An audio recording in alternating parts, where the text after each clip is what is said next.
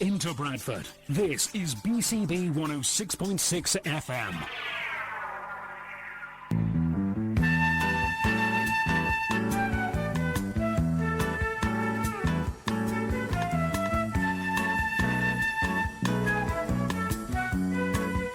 This is our Top 10 on BCB 106.6 FM.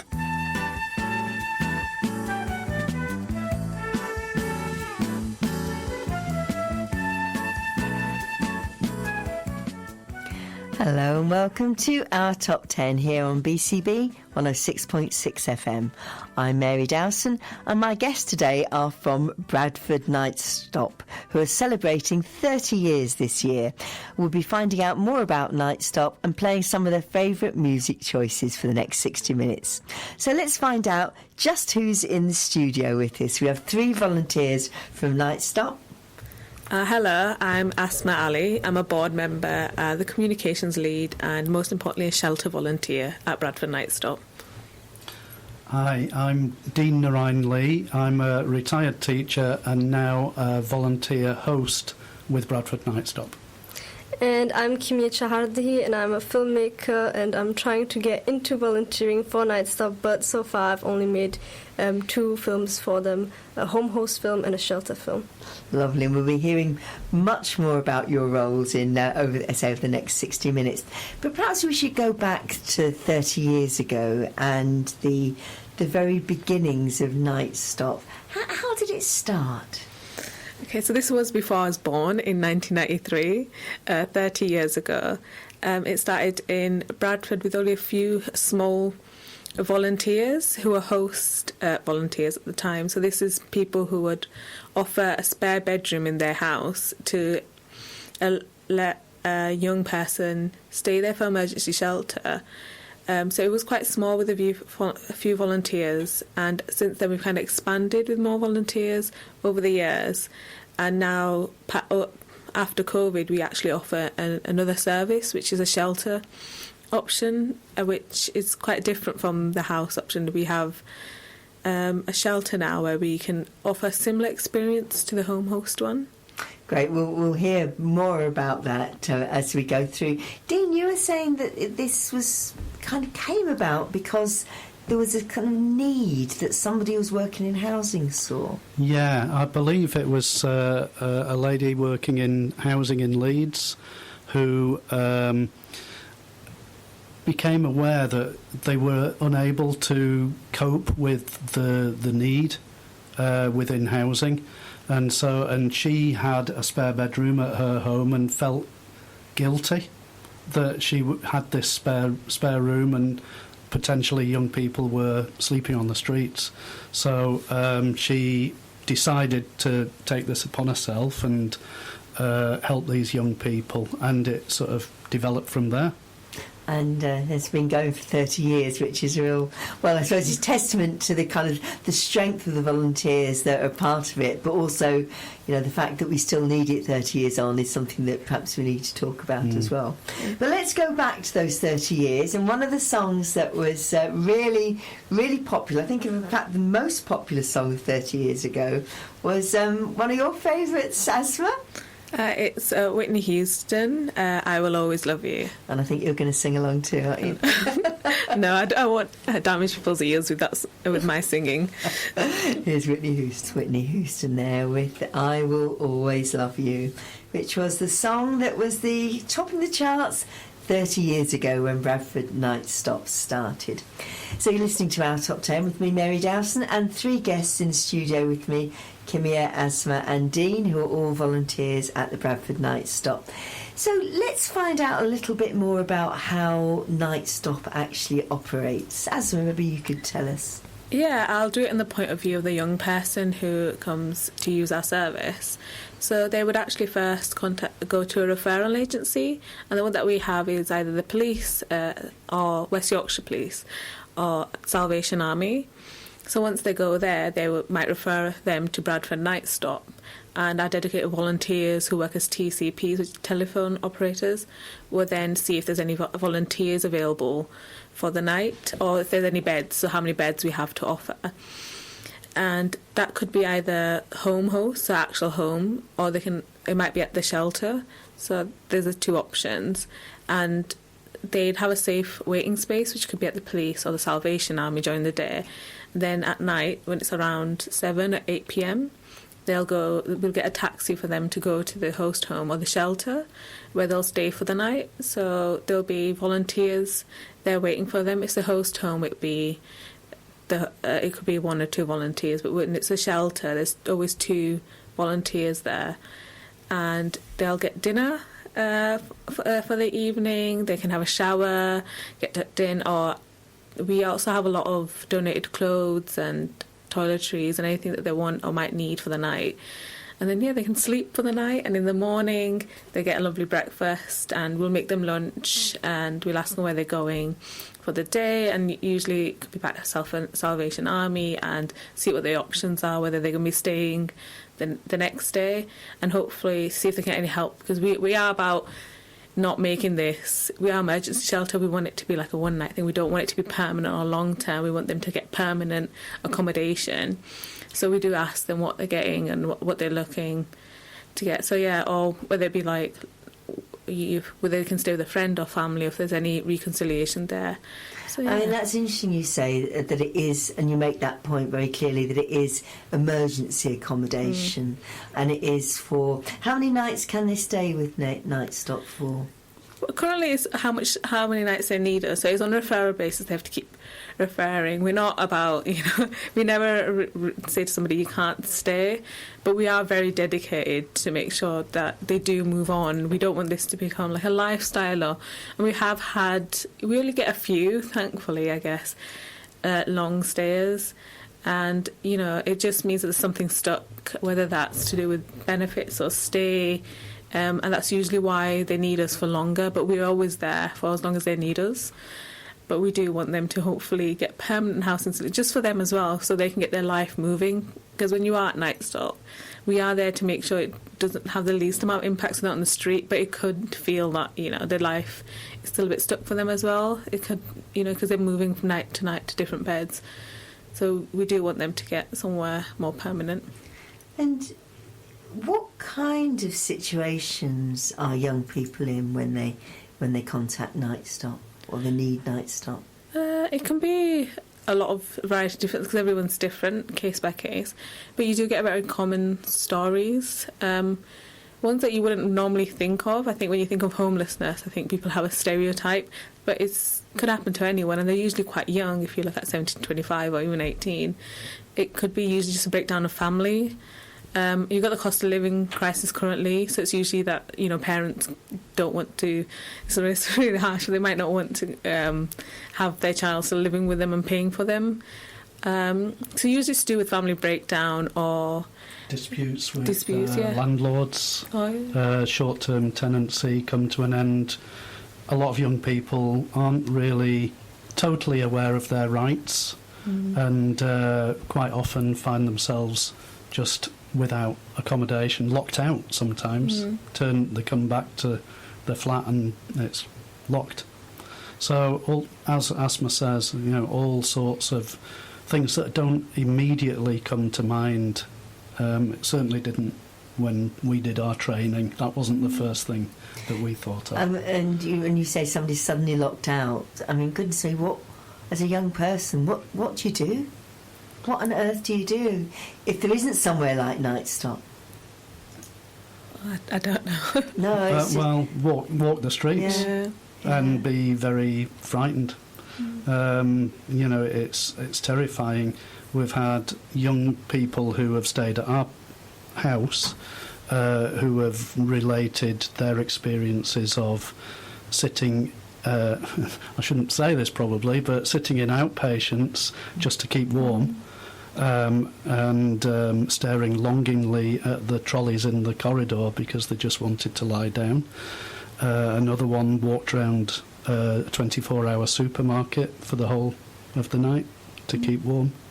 And obviously there's Bradford Interchange and then other places. Yeah. So it's just, it is a real sort of emergency situation that young people find themselves in when they need to call on Nightstop. Yeah. Yeah. And what age? Sorry, just what age do you actually offer the accommodation for? We used to offer 16 to 25, but currently we're just doing 18 to 25-year-olds. I think the change was mainly because of Ofsted regulations for 16 to 18. So we are keen of keeping up to safeguarding regulations, so that's why we changed to 18 to 25. But usually to 18-year-olds, that's the council's job and the government's job to make sure that up to 18 you do have somewhere to stay and that you do have housing. And do you find that it's the younger end or the older end of that age group that use the service more? Honestly, it's from both. You get someone who's 18, you'll get someone who's 20, you get someone who's 25, and you even get people with, like, obviously, who with learning difficulties as well, who are also fit in that age range as well. So you get quite a variety. I wouldn't say you see more of the other. It tends to be pretty much across that age range. Yeah. Let's have another piece of music. Sade. And that's one that, again, what you've chosen, I think, Asma. Is it one that you've chosen? I think Smooth so. Operator? Yeah, Smooth Operator, yeah. Let's hear it now. Sade with Smooth Operator. And you're listening to Our Top 10 with my guest from Bradford Nightstop. Now, Dean, you're a volunteer host for Nightstop. What does that mean? Basically, it means that we welcome a young person into our home for one night. As Asma said, we give them a meal. They have access to have a shower, fresh clothes if needed, toiletries, and then most of them are so tired, exhausted mentally and physically that they just want to have a good night's rest in a safe place. So they go to bed generally. They can come and watch a bit of TV with us if they want. And then in the morning we give them breakfast and a packed lunch, and then direct them, if necessary, to where they need to go, either back to the Salvation to get re-referred, or some of them are from Calderdale, Kirklees, back to housing there, where they refer again, and then the wheel begins, the circle starts again. So a referral's only forever for one night? It is. Yeah, so they have to go back. They have to go and into re-refer. the system and redo that. Yeah. So what motivated you to become a volunteer host? We met somebody a long time ago who worked for Bradford Nightstop, and we thought that was a wonderful idea, wonderful concept. But we had recently just had children, and so we decided that, obviously, well, we didn't have enough room anyway, but we would wait 18 years until the children had left home. But since joining Bradford Nightstop, we have realised, we've come to find out that people with children do host as well, and I think for our children it would have been an amazing experience for them as well, to see how fortunate they are and how other people, what the situation that other people can find themselves in.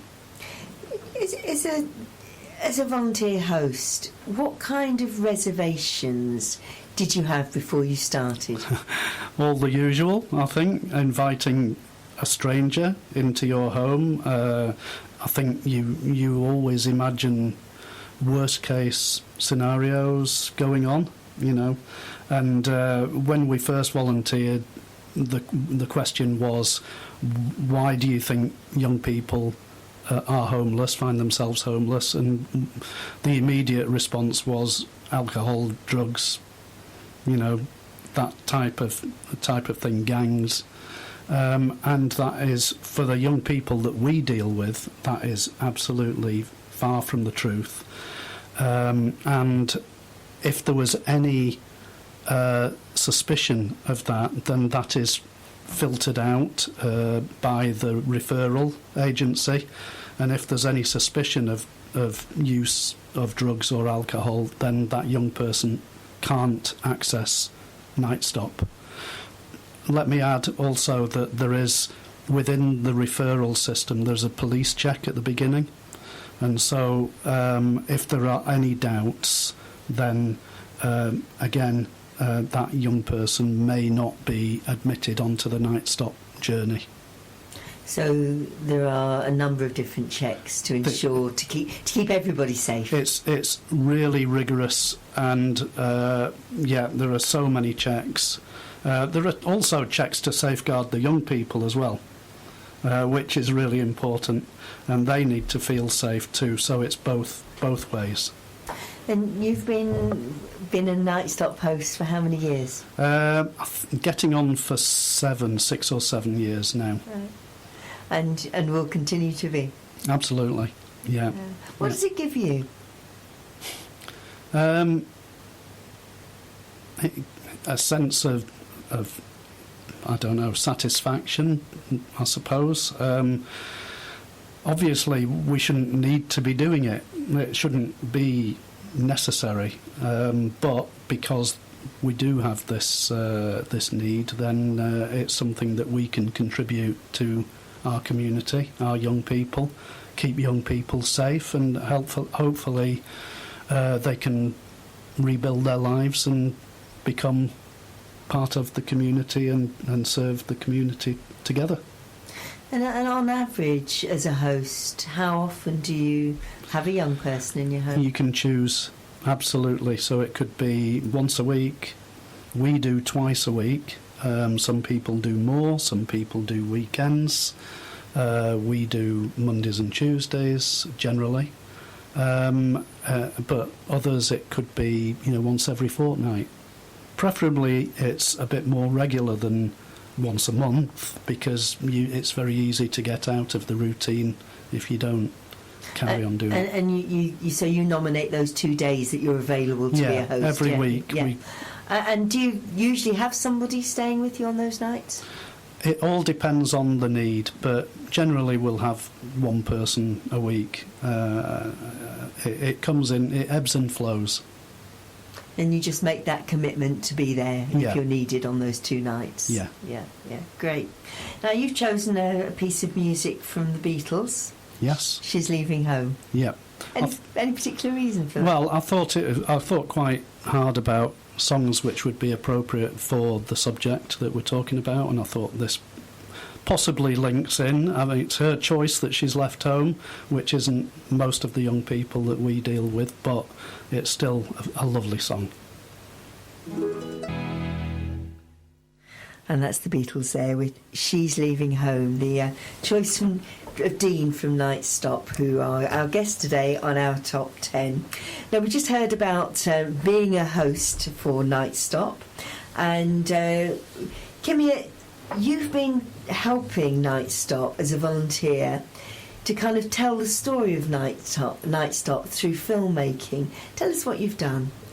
Initially I didn't actually know Nightstop existed. One of the volunteers, Matthew, he came up to me and he was like, we need to start promoting and start showing people that there is help out there. And I was very confused. I was like, I didn't know this existed. I didn't know Nightstop existed. So I began making one film, a shelter film, so showing the shelter, how young people can come, they can stay the night, it's immediate accommodation, and just trying to raise awareness that you're not alone in this. If you need any help, you can reach out. And from there, it kind of led to a second film. And then I started making a home host film to show that if you can't, if there's not enough space in the shelter, there's other volunteers out there, there's home hosts who can actually bring people into their own homes, and you can stay the night, and then we'll see what will happen the next day. So it's just basically showing the accommodation and also showing that there is help, there's home hosts, and if you need the help, there is. Now, it's interesting that you didn't know about Nightstop when you started making the film, because you're in that age group, aren't you, with the young people that access Nightstop's services. Do you think it is widely known amongst young people that this service exists? I don't think it is widely known, because the thing is, I live in Bradford, and I know everything that happens in Bradford. Like, I'm a filmmaker, I've worked with so many people, and the fact that I've been in the industry for several years now and not heard of this organisation, I was just very confused. So that's why I'm glad that Matthew did reach out to me, and he was like, let's promote this, let's make a film, and we are going to be launching this film. We've already launched the first film, we're going to launch the second one on the 11th of October, because that's the 30th anniversary of Nightstop. So I'm hoping that will help spread awareness that you can reach out if you need help. I'm really pleased in some ways that you didn't know about it, because you haven't needed to access the services. But I think what we want to do is make sure that people do know, young people in particular, know that there is somewhere that they can go and people that will be there for them when they need them. Yeah, definitely, 100%. And do you think that through making the films you're able to spread that message to other young people? I do, yes, because it's not just about showing that there's help, but there's also, like, no matter where you go, there's, even if it's a stranger, I'm pretty sure they will help you out no matter what, because Bradford is like a very heartfelt kind of community. Like, we won't turn you down. It will be very hard to turn you down, because we want to help people, and if you need that, we're here for it. And I'm hoping, because it's already helped a lot with the first film, especially with the first launch. I'm just looking forward to the second launch and just posting it and showing people, sharing it to people. It's okay, you're not alone, we're here. And how do you make sure that film is out there and people can see it? Where do you make it available? Will be posted on YouTube. I'm hoping we'll post it on Facebook as well. We're trying to promote it everywhere we can, but it's mainly YouTube, because it is quite a long film. The first one is about 7-8 minutes, and then the second one's about 12 minutes. But we do want to make sure that we have taken out clips from each film, and we have posted like bits of it, like 10 seconds, just to post on Reels or TikToks. We haven't fully posted everything just yet, but we're getting in the process of doing that, and I'm looking forward to hearing some good feedback. I'm sure there'll be excellent feedback. I've heard such good things about the film. I haven't seen it yet, but I've heard very, very good things about the film. Well, it's great that being able to use your skills and talents to promote such a positive thing as Nightstop. Now, you mentioned shelter. Asma, do you want to talk a little bit about the shelter? Because that's different, isn't it, from the home host that Dean spoke about? Yeah, it is different, and it's a new service that we have. Feels like yesterday, because it didn't exist when I joined. I was also in the age group when we were thinking about having a shelter, so I was the kind of tester when we got this space. I won't say where it is due to confidentiality, but we got a nice space to use as shelter. It looks a bit like a hostel, so you know how you have a hostel like bed, and each room has its own ensuite and shower, and we have a nice kitchen as well. So I was there to kind of test the facilities, and it was kind of nice to actually have your voice heard, because I was like coming from the young person saying we need this, and they did make those changes. They made the kitchen more comfortable, and we're still trying to make some changes in the shelter. It's not the same as a house. Obviously, there's different feelings. It doesn't feel like a home. And I think that sometimes works as a plus for the young people, so they feel slightly more comfortable. They're not walking to someone's house. It feels more like a uni accommodation, a hostel. And it works very similar to how the home host, or what Dean said, would happen there. We'll wait for them. It's usually 2 different volunteers. And it works for me because I work a full-time job. I don't have a spare bedroom. So it works for me to volunteer in the shelter, especially since they have a lot of free beds there. We have 2 beds that we can offer. So sometimes we do take in 1 young person, or we can actually take in 2. And there has been a situation where we have 2 young people, and it does work. We have 2 volunteers, so it's still safe. I think the same thing that Dean said, we still have that safety of knowledge, because we do have them being vetted to the police, but also on the shelter side there's a lot of safety. There's a lot of locks, so if our keys, it's locked, they can't get into our room, but same, we can't get into a young person's room. And we have these, what we call OOS, so somebody on the phone, so if something does go wrong we can call somebody. That's not actually ever happened, thankfully.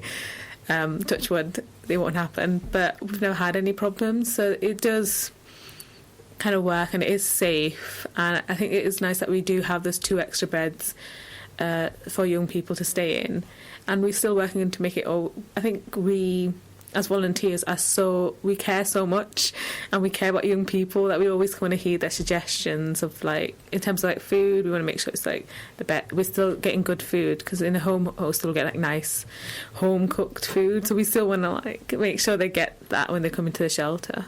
It's interesting you say for some young people it's perhaps easier for them to be in that hostel type accommodation rather than in a home. And is that, do you think, because sometimes being in somebody's home feels like you're like absolutely in somebody else's space, whereas the hostel is just a little bit more neutral? I think for some of them it's somebody else's home. They feel like they might be extra cautious. It's nerve-wracking as well. But for some of them it also might be, they've, been kicked out of their family home, so it might be a reminder. And I think for the shelter, you're not intruding in someone else's home, and it's not really a home, and it might not remind them of the home environment. I feel that's it. And I think also in terms of the type of volunteers you get, I think it's quite different. For the shelter we tend to be more younger volunteers. I don't know if that actually helps, but it might actually make them more comfortable to talk. But usually, I think in all situations, I think usually the young person does feel comfortable, whether it's in the home or the shelter. And that's the most important thing, isn't it? That the young person feels as comfortable as they can in what must be a really pretty traumatic situation for them. Yeah, we try our best. I mean, we do want young people to also give honest feedback, so we always ask for feedback every night, and we usually get 100% good feedback. And any negative feedback we see or any constructive criticism that we see, we do take it on board. I am also a board member, so we do see that in the board, and we do work really hard to see what we could do to make it better, because we do want to make sure that young people are catered for.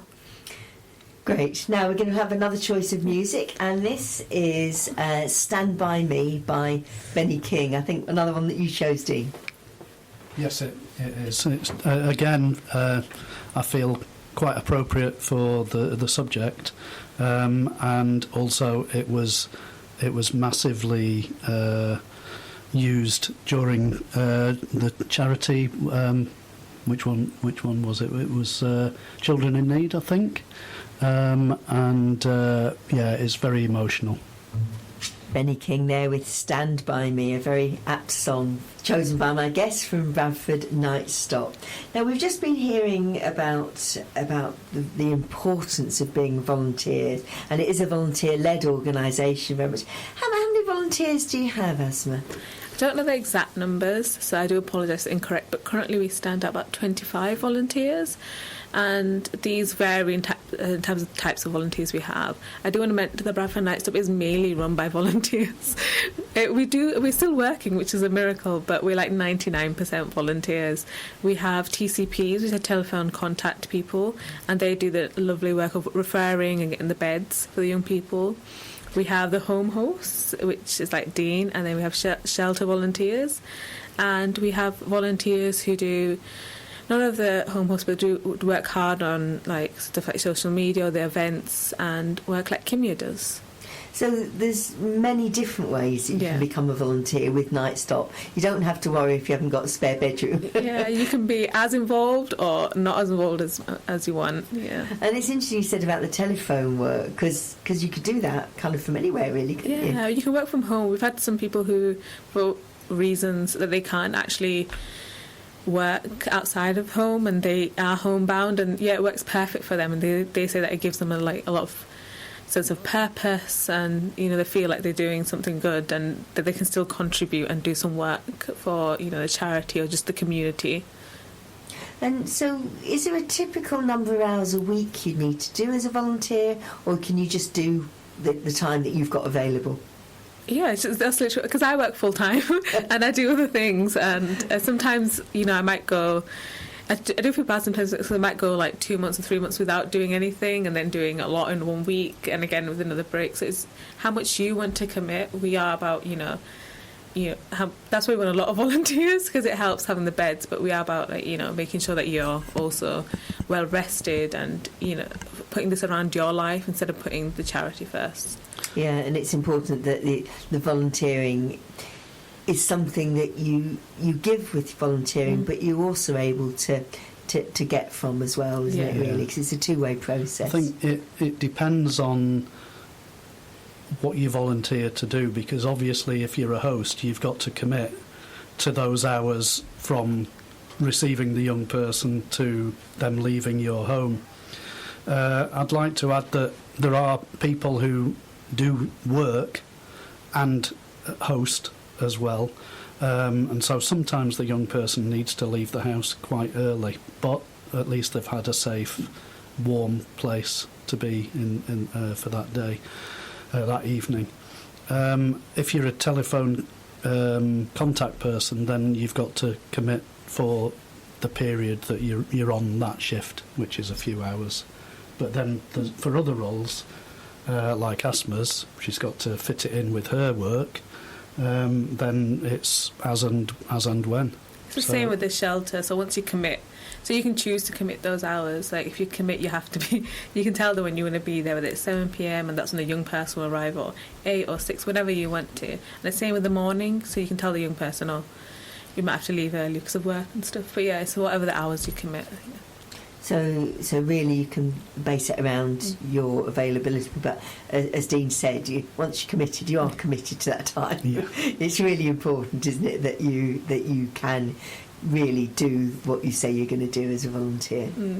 I think because it really matters, doesn't it? That's the truth. Yeah. It really matters. A young person might lose it on a bed if you commit and then decide to pull out, but it does matter. It really does, yeah. And so how would somebody go about becoming a volunteer at Nightstop? It's as simple as filling out a form to Bradford Nightstop. We have a website, we're on Instagram, we're on Facebook, so you can just reach out to the charity on any of those social networks, or if you meet a volunteer as well, we're usually doing events, and we also do education about, we're going to schools, and we always have the option where you can come up to us and you just have to fill in a form, and after that it is a lengthy process because we do need DBS checks, we do interviews. So if you want to become a host, you will be interviewed. Your house does need to be checked, it needs to be vetted. We really care about safeguarding, and that's at the utmost importance. But we do plan on digitising later as well, so getting a QR code so people can fill it online and through the website. So that will be coming in the future. And also, for those people who aren't technologically advanced, the phone number to call Nightstop is 01274 776 888. Just going to give that one more time, Dean. Oh. This it caught me by surprise, so I'm sure it caught some of our listeners by surprise too. That's 01274 776 888. Great. And the website is Asma? www.bradfordnightstop, I think, is it .org.uk. So quite easy to find those Just details. Google Bradford Nightstop and be there. Same with Instagram, with the only one with that handle. Great. Good. So we're going to have another piece of music, and this one is another one from the Beatles, and it's With a Little Help from My Friends. That's With a Little Help from My Friends from the Beatles, one of the choices of my guest on our Top 10 today from Bradford Nightstop.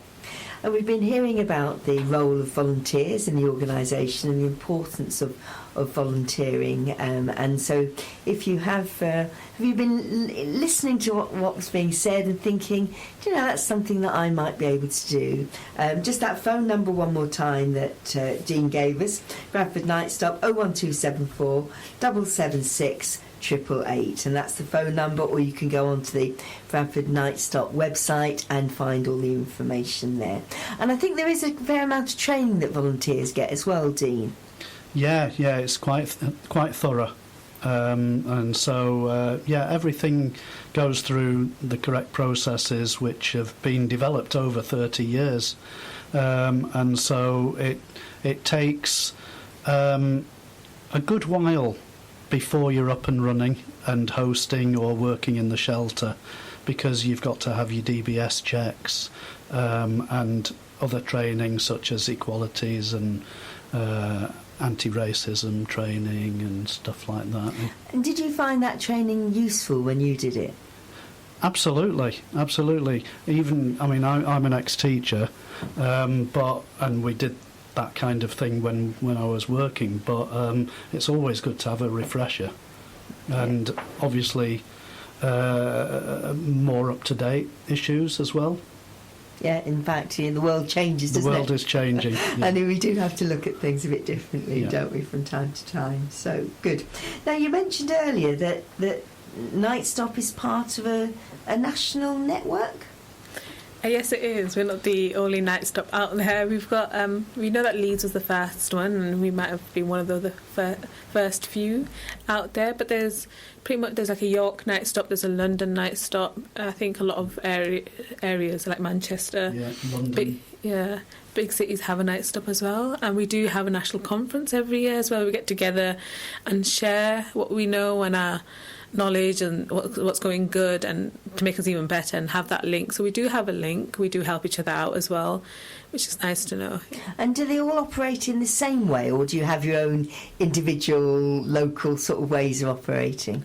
We kind of operate in the same way because we're kind of funded by like DePaul as well. So we have like a system that we go, but we also have, I think, depending on each city, how much volunteers that they have as well. So they might run differently based on that as well. Yeah, there is scope for individuality as well.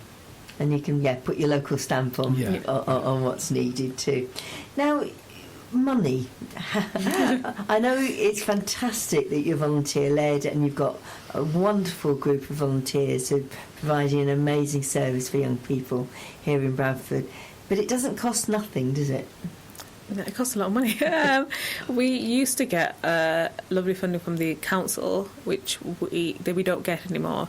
So we used to rely on that quite heavily. But we do still rely on like funders. We really, really rely on big funders and sponsors and grants that keep the charity going. But we do also do fundraising on the side. We were charity of the year for Bradford Broadway for 3 years of 2020, and they did an extra year, and that was a lot of money raised from then. I think we did a sleep out in Bradford Broadway. I know it's not the same as sleeping outside or rough, but it was still hard sober, so it's still Tell us difficult. tell us about the sleep out. What did you do? We decided to sleep in the shopping centre, Bradford Broadway, for the night to raise funds. And it was Broadway's idea as well. So we were locked in from 7 p.m. and we all left at 6 a.m. Some people got some sleep, some got none. I think I got in total 4 hours of sleep. It was still hard. It was still a bit cold because they had the AC on for some reason all night. And it was still a bit eerie. And because you had security guards coming in and changing shifts, you're just a bit, who are these people coming in and out? Even though you know it's secure, I'm not outside, it's not the same thing. But we raised over £2,000. Broadway did raise about £1,750, and as a charity, and the lovely donations from people, friends and family, we got like 500 for Bradford Nightstop as well, so we're over 2,000 and possibly more. That's worth doing, isn't it? Worth losing a night's sleep for us. It was. So that's good. But you do still need donations from people to keep things moving. Yeah, we do. We still need, from anyone who can actually give. We know it's still tough, but if you're a big funder, we really love it. But even every little amount does count. But if you can't give, we do still take donations, whether it's food or clothing. We do get good donations from Morrison's and other shopping retailers, but it's still, every little does help. So are there specific businesses that do support? I mean, it's great that the Broadway have made you their charity of the year. That's fantastic, isn't it, that they're supporting in that way. Are there other local businesses that actively support you? I think there's Morrison's who actively support us, and that's in the way of food and donating, I think, bedding and stuff. I'm not too sure about any other local. But you'd be welcome. They'd be welcome, wouldn't you? We're not going to rule anybody out, are we? Yeah, we would love the support. You can actually, we do have our donation link on our Instagram as well, on our website, and we would be including it into our YouTube as well. And yeah, you can also call or contact Bradford Nightstop, and we're happy to take any donations in any form. Great. Another piece of music now. We've got one that you suggested to us is Gorillas. Yeah, it was suggested by a friend and hope she's listening. Her name's Gertrude. She's all the way in Croydon though, so I'm hoping she can listen in. She can listen online. And it's Feel Good Inc. Yeah. And that's Gorillas there with Feel Good. So we're just coming to the end of our top 10 today.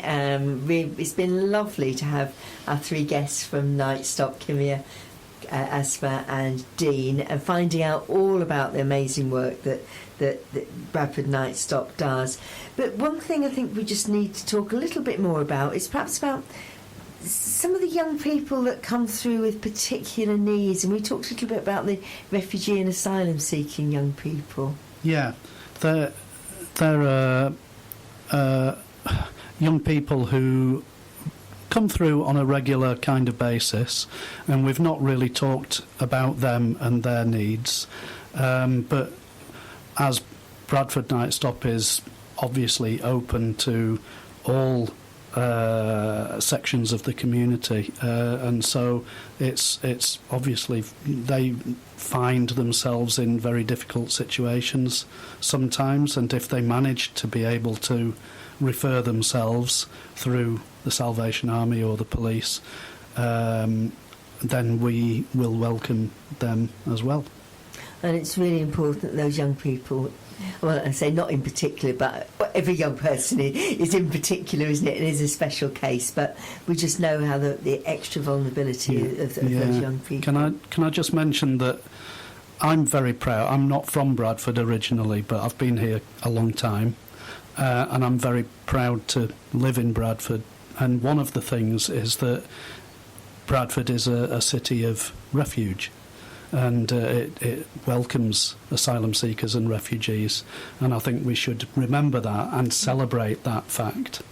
It's a very important thing that we are here in Bradford, and as Kimmy said earlier, we do welcome people, and we do have a heartfelt sort of warmth to people, and I think we express that in many different ways. And clearly, what you do at Bradford Nightstop is really important work to make our young people feel safe and keep safe, and just be able to have that security blanket when they need it, which Nightstop really provides for those young people. Yeah, I'd just like to add that the young people that we get cross all sections of the community. It's not one particular section. So we get people from all areas, all ethnicities and backgrounds. Yeah, and different sort of standards of living as well. I think, it's anybody can find themselves in a difficult situation. Yeah. I believe the saying is that all of us are 3 steps away from homelessness. Yeah, and let's hope we can keep as many people as on those 3 steps away as we can, and support the people that need it when they need it. Well, thank you all so much, Kimmy, Asma and Dean. Thank you so much for coming in and talking to us today about Bradford Nightstop. Well done for 30 years of existence here in Bradford. Well done to you all, and to all the volunteers who are part of Bradford Nightstop and have been over the last 30 years. Thanks for having us. Yeah, thank you for having us. And we're going to finish with Simon and Garfunkel and Homeward Bound. Thanks again.